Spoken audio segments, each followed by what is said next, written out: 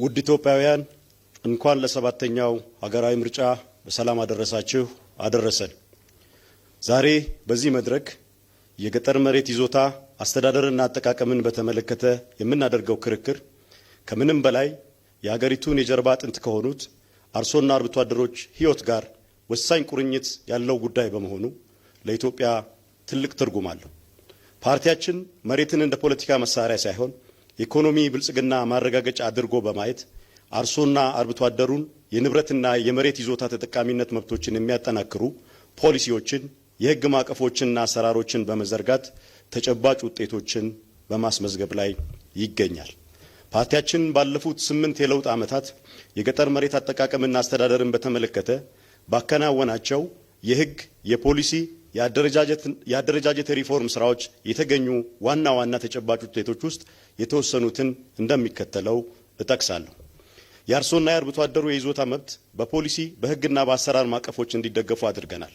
በዚህም አርሶና አርብቶ አደሮቻችን መሬትን የመጠቀም፣ የማከራየት፣ ከባለ ሀብቶች ጋር በጋራ የማልማት፣ በውርስ ወይም በስጦታ የማስተላለፍ፣ በብድር ዕዳ ዋስትና የሚያስያዝ ሕጋዊ መብቶችን ተጎናጽፈዋል። ይህም መብት ባለፉት 8 ዓመታት በግብርናው ዘርፍ ለተመዘገበው የምርትና ምርታማነት እድገት ወሳኝ ሚና ተጫውቷል። ለአርሶና ለአርብቶ አደሮች የሁለተኛ ደረጃ የመሬት ይዞታ ማረጋገጫ ሰርቲፊኬት ለመስጠት በተደረገ እንቅስቃሴ በሀገሪቱ ባሉ 50 ሚሊዮን በላይ በሚሆኑ ማሳዎች ምዝገባ ተካሂዶ እስካሁን 32.8 ሚሊዮን ማሳዎች የይዞታ ማረጋገጫ ሰርቲፊኬት ተሰጥቷቸዋል። አርሶና አርብቶ አደሮች የመሬት ይዞታ ማረጋገጫ ሰርቲፊኬታቸውን በማስያዝ ከፋይናንስ ተቋማት ከ10 ቢሊዮን ብር በላይ ብድር ማግኘት ችሏል።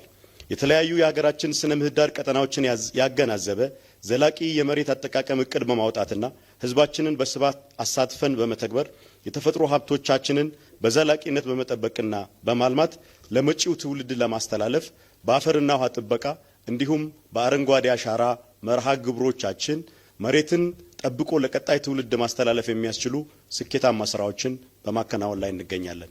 የሴቶች የአረጋውያንና የአካል ጉዳተኞች የመሬት ተጠቃሚነት መብት ሊያረጋግጡ የሚችሉ አካታች የመሬት አስተዳደርና አጠቃቀም ስርዓት መዘርጋት ችለናል።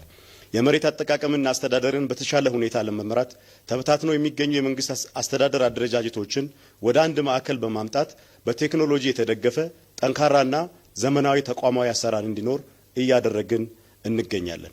የመሬት ይዞታ የካሳ አከፋፈልን በተመለከተ የይዞታውን የመልማት አቅምና በመሬት ላይ ያለውን ሀብት ወይንም ንብረት ከግምት ባስገባ መልኩ እንዲፈጸም በይዞታው ከአልሚው ድርሻ እንዲያገኝ እና ሌሎችም አማራጭ የካሳ አይነቶችን መሰረት ያደረገ እንዲሆን በማድረግ ፍትሐዊ የካሳ አከፋፈል ስርዓት እንዲኖር እየተደረገ ነው።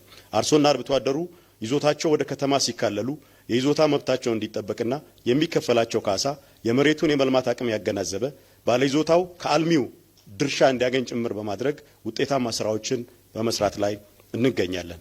የአርብቶ አደርና ከፊል አርብቶ አደር አካባቢዎች ያለውን የወል መሬት ይዞታ ስሪት በሕግ እውቅና በመስጠት ባህላዊ የመሬት አስተዳደርና በቤተሰብ መብቶች የሚመነጩ መሬት ነክ ጉዳዮችን በአግባቡ የሚያስተናግድ የሕግ ማዕቀፍ ዘርግተናል።